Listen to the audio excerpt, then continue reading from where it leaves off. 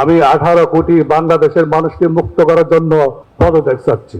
18 কোটি মানুষকে মুক্ত করা আমার এজেন্ডা। আজকে সবাই সম্মানিত সভাপতি, উপস্থিত বাফুফের এক্সিকিউটিভ কমিটির সদস্যবৃন্দ এবং আমাদের সাংবাদিক ভাই বোনেরা, আমার এজেন্ডা আমাদের জেনারেল সেক্রেটারি যেটা বলেছেন এটা কিন্তু আমার আজকের এজেন্ডার মধ্যে আসে না, ডিসকাসে আসে না। আমি বাংলাদেশ ন্যাশনাল টিমস কমিটির একজন সদস্য হিসাবে আমি আমার এজেন্ডা আজকে এখানে উপস্থাপন করব। আপনারা জানেন আমাদের কলিগ যারা বিভিন্ন কমিটির চেয়ারম্যান তারা তাদের বিভিন্ন এজেন্ডা নিয়ে কথা বলছে। আমি ন্যাশনাল টিম কমিটির সদস্য হিসাবে আমি 18 কোটি বাংলাদেশের মানুষকে মুক্ত করার জন্য কাবরারা পদত্যাগ চাচ্ছি।